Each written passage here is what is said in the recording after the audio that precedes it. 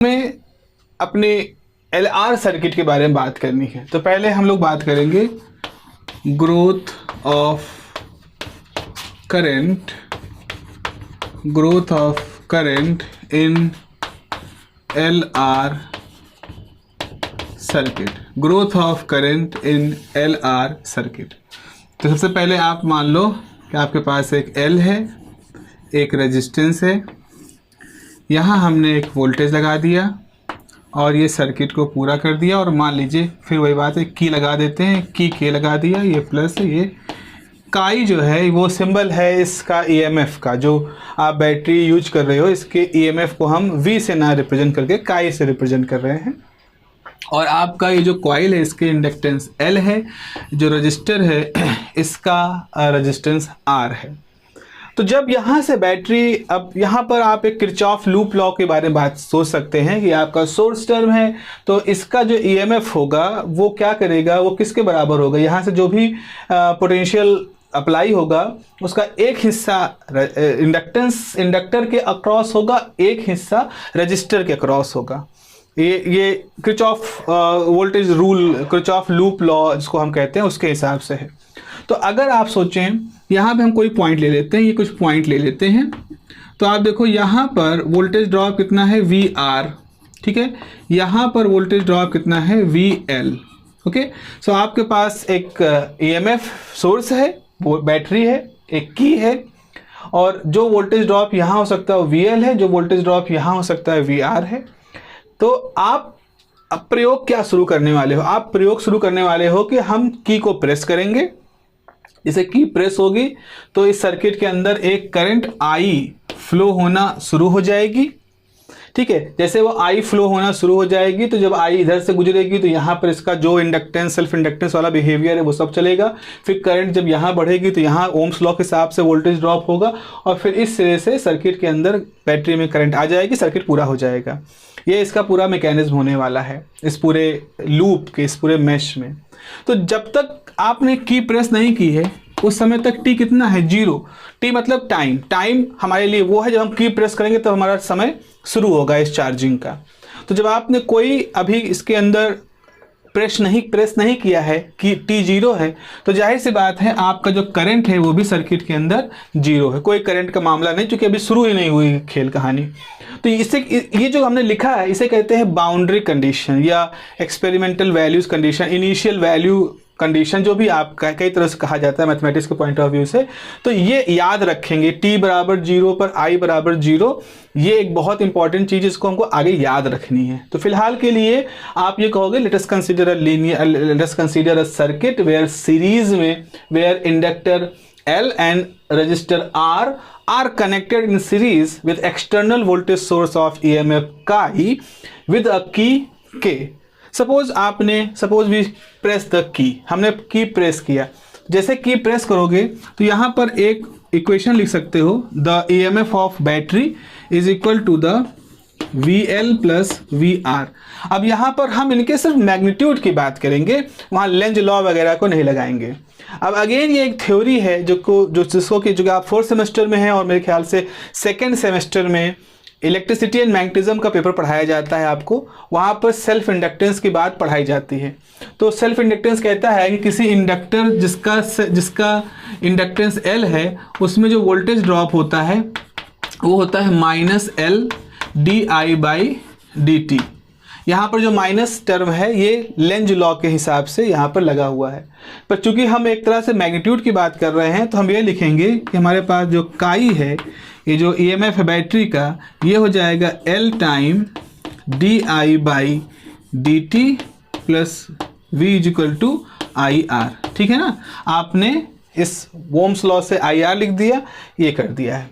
तो अब हमें क्या करना होगा, अब हमें इस इक्वेशन को ही सॉल्व करना है। यही हमारी सबसे महत्वपूर्ण इक्वेशन है जिसको कि हमें सॉल्व करना है। डिफरेंशियल इक्वेशन जैसे दिख क्या रही है ही है डिफरेंशियल इक्वेशन ये आपकी। जस्ट मिनट, एक बार जरा मैं फोकस देख लेता हूँ इसका। हाँ, तो अब आपको क्या करना है बच्चों, अब आपको ये इक्वेशन अपनी सामर्थ्य के हिसाब से सॉल्व करनी है। चलिए सॉल्व करते हैं। तो यहाँ पर वेरिएबल सेपरेबल हम इस्तेमाल करेंगे। वेरिएबल सेपरेबल कॉन्सेप्ट ये कहता है कि एक तरह के वेरिएबल एक तरफ लेके आ जाओ और फिर उनको आपस में सेपरेट कर दो। तो ठीक है, तो हमारे पास ऐसे हो जाएगा, हम इसको ऐसे लिख सकते हैं, दिस काई आई आर माइनस कर दिया आपने, इसको उधर ले आए, is equal to L D I by D T. ठीक है, अब आप क्या करो, अब ऐसा करो, इसको एक तो ऐसे लिख लेते हैं, इसको लिख लेते हैं डी आई के नीचे चला जाएगा काई माइनस आई आर। ओके, और इधर क्या आ जाएगा, इधर आ जाएगा डी टी बाई एल। ठीक है, डी टी बाई एल आ गया। अब हम क्या करें, अब एक चीज़ और यहाँ पर, अब ये वही चीज़ है कि इस तरह की क्वेश्चन जो वेरिएबल सेपरेबल में इस्तेमाल करते हैं तो हम इसको एक तरह से क्या करते हैं, इंटीग्रेट करेंगे। अब हम अपनी इक्वेशन को इंटीग्रेट करेंगे, तो यहाँ पर लिखेंगे integrating above equation with proper limits. ये प्रॉपर लिमिट वाला मामला जो है इसको आपको समझो, प्रॉपर लिमिट। तो इंटीग्रेट करो इसको, डी आई काई माइनस आई आर बराबर डी टी अपॉन एल।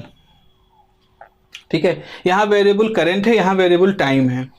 जब आपने की को प्रेस नहीं किया था तो समय 0 था। कितनी देर तक प्रेस रखा, मान लो टी टाइम तक आपने इसको प्रेस रखा।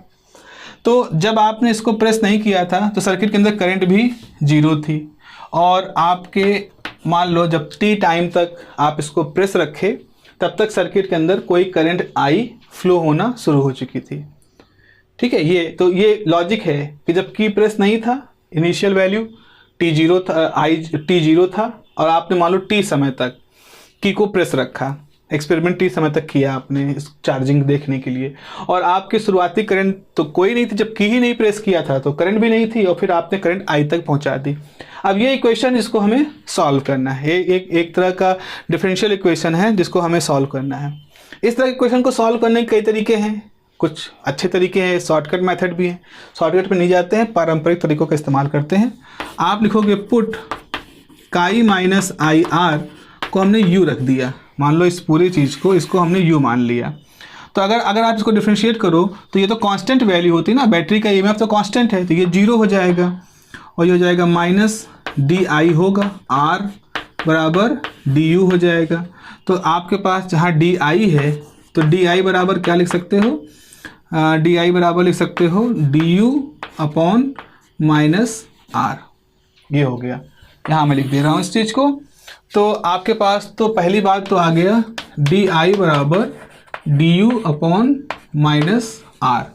उसके बाद अब देखो लिमिट पे असर क्या पड़ेगा, क्योंकि अब ये चीज़ u में कन्वर्ट हो जाएगी ना, u में कन्वर्ट हो जाएगी। तो जिस समय i की वैल्यू 0 होगी, देखो यहाँ जब i की वैल्यू 0 होगी तो u बराबर क्या हो जाएगा, काई। तो यानी कि आप जो अपना इंटीग्रेशन लिखोगे यहीं पे लिख दोगे एंड लिमिट विल बी,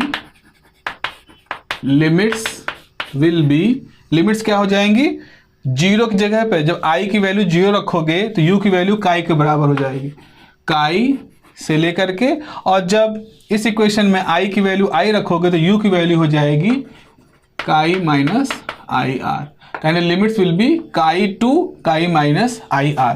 तो आप ऐसे लिखोगे, आप इसको लिखोगे काई माइनस आई आर, इसकी जगह पे डी आई की जगह पे रख दोगे minus D U upon R, और ऑलरेडी ये पूरा u रहेगा। तो u राइट साइड में कोई हमने नहीं किया है कुछ, तो जाएगा डी टी अपॉन एल। ऐसा करो, इसको उधर ले जाओ, तो ये chi minus I R D U by U minus R upon L 0 से t डी टी हो जाएगा। डन। अब देखो ये तो लॉग है, ये हो जाएगा लॉग बेस e, तो u लिमिट क्या हो जाएगी, chi minus I R is equal to minus R by L, और यहाँ हो जाएगा t, लिमिट हो जाएगी 0 to t। तो इसको लिख सकते हैं log काई minus I are minus log काई बराबर आर बाई एल, यहाँ पे सिर्फ टी होगा और दूसरा तो जीरो हो जाएगा। तो ये हो जाएगा log काई माइनस आई आर अपॉन काई। क्यों? क्योंकि आपको मालूम है, आपको एक फॉर्मूला मालूम है कि log m बाई n जो होता है वो होता है log m minus log n। ठीक है, उस फॉर्मूले से आपने log m minus log n को log m बाई n लिख दिया, minus r by l t। अब देखें यहाँ पर, अब यहीं पे फिर से आते हैं, इस डायग्राम को भी नहीं हटाएंगे। तो अब आप यहाँ पर क्या लिख सकते हो, देखो इस तरफ log है, इस तरफ log नहीं है, माइनस साइन तो है, एंटी लॉग लेते हैं, taking anti log of above equation, यहीं पर लिख देते हैं कंसीडरिंग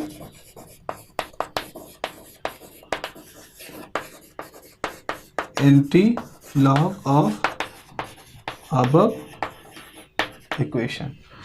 तो उसकी वजह से आपके पास क्या आएगा, काई माइनस आई आर अपॉन काई बराबर, एंटी लॉग का मतलब इधर आ जाएगा exponential minus R by L into T. इसको करोगे यहाँ पर तो ये इससे डिवाइड हो जाएगा, 1 हो जाएगा, आई बाई आर काई ई की power R by L into T.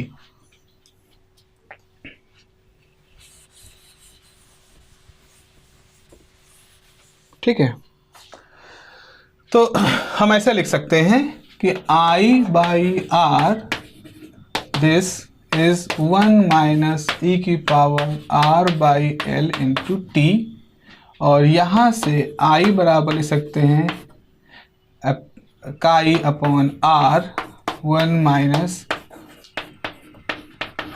मैं इसको बार बार काई काई बोल रहा हूँ एंड इसका जो नाम होता है वो झाई होता है, तो आप प्लीज़ इसको लेकर ऑफेंड मत होइएगा, this is chi, I am pronouncing it काई।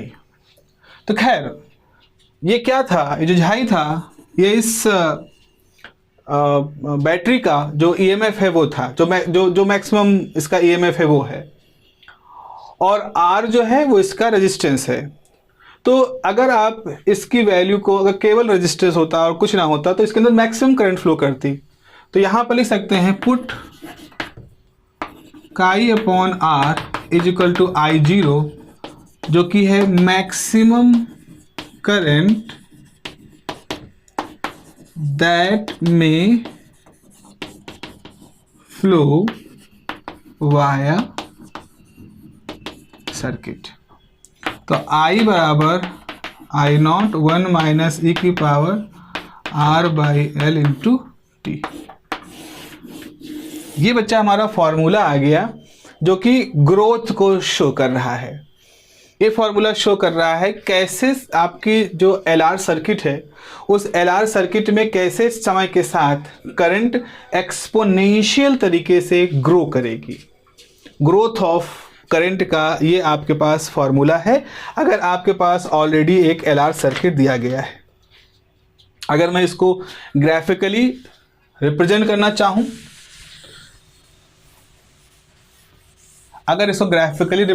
चाहूँ, तो फॉर्मूला ऐसा, इसको I think equation number I am not sure क्या होगा फिलहाल। तो ये आपके पास यहाँ टाइम की वैल्यू है, मैक्सिमम करंट जो फ्लो कर सकती है ये मान लो करंट है, मैक्सिमम करंट जो फ्लो कर सकती है आई नॉट है, तो करंट ऐसे फ्लो करेगी। ये देखो एक्सपोनेंशियल, इस चीज को शो करता हुआ ये एक्सपोनेंशियल फैक्टर है। और आप देख रहे हो जैसे समय बीतता जाएगा तो धीरे धीरे हमारी जो करंट है वो इस मैक्सिमम करंट को अप्रोच कर जाएगी। ये वही चीज़ है कि आपके पास इंडक्टर है, आपने करंट को फ्लो किया तो करंट जो होती है जैसे इंडक्टर फ्लो करना शुरू करती है तो उसका विरोध होता है। जब उसका विरोध होता है तो विरोध को हावी होते हुए आपकी करंट सर्किट के अंदर फ्लो करती चली जाती है, मैग्नेटिक फॉर्म में एनर्जी स्टोर करती है और फिर वो अपनी मैक्सिमम वैल्यू जो हो सकती है वहाँ तक पहुँच जाती है। और सर्किट के अंदर उस समय इंडक्टर एक बहुत ही कम रेजिस्टेंस ऑफर करने वाले एलिमेंट की तरह से काम करता है क्योंकि वो उसने अपना काम कर दिया है। उसने अपने अंदर मैग्नेटिक एनर्जी को स्टोर कर लिया है। फिर अगला उसका रोल आपको तब दिखाई पड़ेगा जब आप उसमें से बैटरी हटाओगे।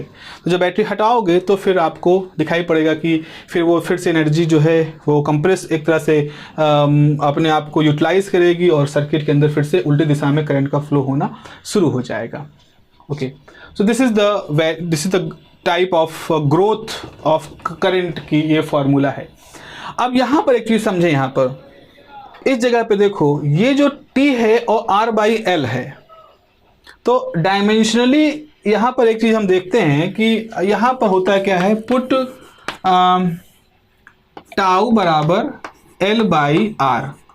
हम L/R को टाउ लिख रहे हैं, यहाँ पर L/R को आप यहाँ पर टाउ लिख रहे हो। अच्छा, ये जो पूरा वैल्यू है इसको हम कैसे लिखते हैं? टाउ को L/R लिख रहे हैं तो टाउ क्या होगा, टाउ की डायमेंशन क्या होगी? तो एक अब इसकी डायमेंशन निकाल, this is very important, let me do this. Dimension निकालने के लिए हमारे पास फॉर्मूला क्या है? हमारे पास V बराबर L di/dt है।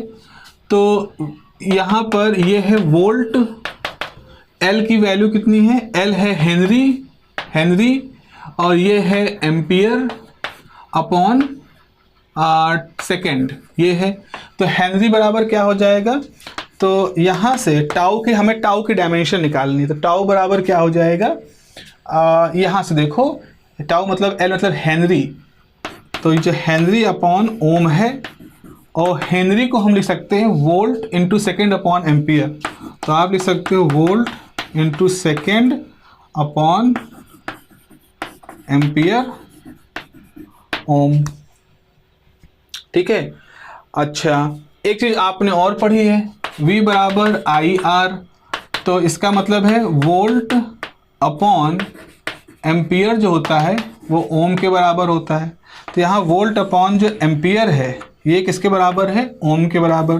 तो जाएगा ओम इंटू सेकेंड अपॉन ओम, तो कैंसिल हो जाएगा। तो टाउ किसकी यूनिट हो जाएगी? सेकेंड की। तो इसका मतलब है टाउ जो है यहाँ पर जो, अगर हम इसको ऐसे लिख दें, अगर हम इसको ऐसे लिख सकते हैं I0 1 माइनस e की पावर t बटे L/R, ऐसे पलट जाएगा तो R/L आ जाएगा, तो वही चीज़ लिखा। अब इसको टाउ लिख दिया, क्योंकि आपने दिखा दिया कि टाउ जो है वो सेकंड है। तो इस हिसाब से क्या होगा, जरा समझें इस बात को, बहुत इंटरेस्टिंग सी चीज़ है, यहाँ पर हम लोग बात करने वाले हैं। तो ये हो जाएगा I बराबर I0 1 minus e upon T by tau. I बराबर I0 e minus T by tau. अब टाउ का सिग्निफिकेंस क्या है हम लोग बात करेंगे। अब टाउ मतलब देखो यहाँ पर क्या हुआ, आपने अपने सर्किट में कुछ L, किसी वैल्यू का L लिया होगा, किसी वैल्यू का R लिया होगा, ठीक है। तो जब आप L/R करोगे तो मान लो इसकी वैल्यू आ गई 7 सेकेंड, क्योंकि इसकी यूनिट सेकेंड होगी, 7 आ गई, तो आपका 7 सेकेंड आ गया। तो 7 सेकेंड होने का मतलब क्या हुआ? अब कहोगे 7 सेकेंड क्या बता रहा है? तो हमने कहा भाई आपने की को प्रेस किया था ना, आपने अपने एक्सपेरिमेंट में की को प्रेस किया था। अब मैं ये कह रहा हूं कि मान लो आपने इस की को 7 सेकेंड तक प्रेस किया। 7 सेकेंड ही क्यों? क्योंकि आपने सर्किट में जो L और R लिया है उस L और R को रेशियो लोगे तो 7 आएगा। तो आपने सर्किट को 7 सेकेंड तक प्रेस किया, तो क्या होगा? अगर आप इस सर्किट को, आप चाहो तो इसको 2 सेकेंड प्रेस करके भी रोक सकते हो, आप इसको 60 सेकेंड तक भी कर सकते हो, लेकिन 7 सेकेंड में क्या होगा? क्योंकि 7 सेकेंड इन LR के रेशियो से निकल के आया है। तो यानी कि when t is equal to tau, अब ये हो सकता है 7 सेकेंड हो, 10 सेकेंड हो, 50 सेकेंड हो, कुछ भी हो सकता है। तो when t is equal to tau, I बराबर हो जाएगा I0 1, अब ये हो जाएगा टाउ बाई टाउ 1, तो e की पावर -1, ये हो जाएगा I0 1 अपॉन 1 बाई ई, क्योंकि पावर -1 को 1 बाई ई लिख दिया। तो ये हो सकता है I0 e -1 अपॉन ई। अब ये सब जब हम हल करेंगे तो 0.63 टाइम I0 आ जाएगा। तो I की वैल्यू जो होगी वो 0.63 I0 हो जाएगा। अच्छा, ये फ्रैक्शन डेसिमल में है, अगर इसको डेसिमल्स को अगर हम परसेंटेज में कन्वर्ट करें तो 100 से मल्टीप्लाई कर देंगे तो I will be 63% of I0। तो अगर आपके इस सर्किट में L और R का जो रेशियो है, लेट मी चेक, बैटरी तो नहीं ड्रेन कर गई मेरे फोन की, नहीं अभी है, प्लीज मुझे माफ करिएगा, मुझे चूंकि मैं सिंगल हैंडेड ही सारा देख रहा हूं और कोई है नहीं मेरे साथ इस रूम में, तो मुझे बीच बीच में देखना पड़ता है फ़ोन को, कैसे तो नहीं कि उसका फोकस आउट हो चुका है या उसका बैटरी ड्रेन हो चुकी है, ये देखना पड़ता है थोड़ा सा। तो खैर, तो अब अगर L और R का रेशियो 7 सेकेंड है और आप सोच रहे हो कि 7 सेकेंड का मतलब क्या है, तो इस जगह पे देखो 7 सेकेंड में क्या होगा, जैसे आप की को प्रेस करोगे बैटरी से करंट का फ्लो होना शुरू हो जाएगा। 1 सेकेंड बीते, 2 सेकेंड बीते, 3 सेकेंड बीते, बैटरी करंट फ्लो हो रहा है। 7 सेकेंड बाद बैटरी की वजह से इस सर्किट के अंदर जो करंट फ्लो हो सकती है मैक्सिमम कितनी हो सकती है, मान लो maximum 100 milliampere current flow कर सकती है, मान लो 100 मिली एम्पियर करंट फ्लो कर सकती है। तो 7 सेकेंड में क्या होगा, वो करंट इसके अंदर 63 मिली एम्पियर हो चुकी होगी, यानी जो मैक्सिमम वैल्यू का 63%, तो इसलिए मैंने 100 लिया है मिली एम्पियर, तो 100 मिली एम्पियर अगर होती मैक्सिमम करंट तो 7 सेकेंड के अंदर वो 63 मिली एम्पियर हो सकती है। आपने कहा हमेशा 7 सेकेंड रहेगा, मैंने कहा नहीं, अगर आपने L और R का रेशियो 3, मतलब आपने L और R ऐसे चूज किए, R को थोड़ा बड़ा कर दिया, L को थोड़ा छोटा कर दिया, कि इनका फैक्टर 3 आ गया, तो 3 का मतलब होगा कि करंट अब तेजी से ग्रो करेगी और 3 सेकेंड के अंदर ही वो 63 मिली एम्पियर तक पहुंच जाएगी। हमने कहा अच्छा, अगर मान लो L को हमने बढ़ा दिया, R को छोटा कर दिया, तो L को बढ़ा दो, R को छोटा कर दो, ये 30 सेकेंड हो जाएगा। तो अगर 30 सेकेंड हो जाएंगे तो इसका मतलब है आप की को प्रेस करे रहो, करंट धीरे धीरे धीरे धीरे बढ़ रही है। 30 सेकेंड के बाद, 30 सेकेंड होने पर वो 63 मिली एम्पियर तक पहुंचेगी।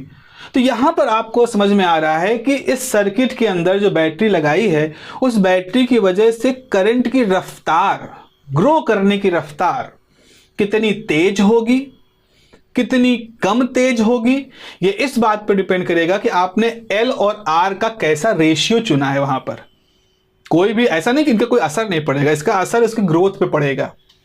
तो आप चाहते हो अपने सर्किट में कि तेजी से करंट ग्रो कर जाए, तो आप उस हिसाब से L और R का रेशियो आप ऐसा लीजिए कि वो कम हो, और अगर आप चाहते हो कि वो आराम से धीरे धीरे चार्ज हो, तो आप L और R का जो रेशियो है वो ऐसा लीजिए कि आपका उस पर असर ना पड़े। Very straightforward, very obvious सी बात है यहाँ पर। तो this is how this term is defined. तो इसलिए इस चीज को हम कहते हैं टाइम कांस्टेंट, क्योंकि ये इंडक्टर के लिए है। दिस इज कॉल्ड द, तो here tau is inductive time constant. This is what, this is inductive time constant. इसको इंडक्टिव टाइम कांस्टेंट हम कहते हैं। ये क्या कहता है, इंडक्टिव टाइम कांस्टेंट वो समय होता है जितने समय में, चार्जिंग के केस में, सॉरी करंट ग्रोथ के केस में, तो इंडक्टिव टाइम कांस्टेंट वो समय होता है जितने समय में आपकी करंट सर्किट में बढ़ते बढ़ते अपनी मैक्सिमम वैल्यू का 63% हो जाए। यानी 100 मिली एम्पियर अगर हो सकती है तो 63 मिली एम्पियर जितने समय में हो जाए उसको हम टाइम कांस्टेंट कहेंगे। अब इस ग्राफ पे आते हैं। तो मान लो ये वैल्यू है 100 मिली एम्पियर की, ये है 90, ये है 80, ये है 70, ये है 60, ये है 50, ये है 40, ये है 30, ये है 20, ये है 10, ये है 0। तो 10, 20, 30, 40, 50, 60, 70, तो 63 यहाँ कहीं है। यहाँ से ग्राफ करो और ये वाली जो वैल्यू है, देखो ये 63 है मान लो, तो 63% होने में, मतलब 63% होने का मतलब है अगर यहाँ 100 मिली एम्पियर होती है तो 63 मिली एम्पियर तक पहुंचने में जितना समय लगा, ये टाइम वाली ग्राफ है ना, तो इसको हम टाउ कहते हैं। इस वैल्यू को टाउ कहा जाता है। और आप यहाँ पे देखो, ये देखो, अब मान लो ये 1 टाउ है, फिर अगले टाउ में यहां से यहां पहुंची। देखो करंट की रफ्तार यहां तो तेज है ग्रो करने की, लेकिन फिर स्लो हो रही है और फिर धीरे धीरे स्लो होते हुए फिर मैक्सिमम की तरफ जा रही है, ऑप्टिमम की तरफ पहुंच रही है ना। फिर ये तो यहाँ ये 0 है, ये टाउ पे है, ये टाइम टाउ है, तो ये टाइम 2 टाउ होगा। फिर यहाँ पे आओगे 3 टाउ होगा, फिर यहाँ आओगे 4 टाउ होगा, फिर जब यहाँ पहुंच जाएगा तो 5 टाउ होगा। तो 5 देखा ये गया है कि जब t की वैल्यू 5 टाउ हो जाती है तो i लगभग आई नॉट के बराबर पहुंच जाता है। उस समय आपका ये जो फैक्टर है e की पावर -5.006 करीब हो जाता है, मतलब लगभग 0 हो चुका होता है ये वाला फैक्टर, तो i के बराबर हो जाता है। तो हम यहाँ पे ये कहेंगे कि when t is equal to 5 time tau मतलब 5 टाइम कांस्टेंट, देन आपकी जो करंट है वो मैक्सिमम वैल्यू को पहुंच जा रही है। तो इस तरह से हमने अपने इस पूरे डिस्कशन में देखा कि किस तरह से ये जो बात हम पहले कह चुके हैं मैग्नेटिक एनर्जी, वो सारा ग्रोथ की करंट की ग्रोथ की जो फिजिक्स हमने इसके पहले डिस्कस की है, उस सबको हम मैथमेटिक्स के थ्रू भी यहाँ पर बहुत प्यार से समझा पा रहे हैं, बहुत समझ पा रहे हैं अच्छे तरीके से। ठीक है, तो ये 3 लेक्चर हैं, मतलब ये पूरा लेक्चर मैंने जो कंप्लीट किया है, इसमें किसी भी जगह पर अगर आपको किस तरह कोई कन्फ्यूजन है, कोई क्वेरी है, तो आप ज़रूर मुझे बताएं। और बाकी रहा अनाउंसमेंट का, तो मैंने लेक्चर के अनाउंसमेंट, क्विज के अनाउंसमेंट की तो बात मैंने आपको बता ही दी है, क्विज के अनाउंसमेंट की बात मैंने आपको बता दी है, और वो क्विज आ जाएंगे। अगर इंस्टेंटली आपको वीडियो देखते ही ना मिले तो प्लीज़ माफ़ कीजिएगा, हो सकता है मुझे थोड़ा सा समय लग रहा होगा उसको, लेकिन मैं डेफिनेटली उसको वहाँ पे डाल दूंगा, and I am very sure कि वीडियो के साथ ही वो क्विज भी आपको मिल जाए। चलिए अपना ध्यान रखिए और अपने कमेंट्स हमें बताते रहिए, और इस वीडियो को, इस चैनल को सपोर्ट करने के लिए आप अपने दोस्तों में इसको शेयर करें, और ताकि मुझे भी एक मनोबल की प्राप्ति हो, मुझे भी ताकत मिले, मुझे भी हौसला मिले कि और इस तरह के वीडियो बनाएं और ज़्यादा बच्चों तक इस चैनल की पहुंच बढ़े। चलिए अपना ध्यान रखिए। Have a nice day, take care, bye bye.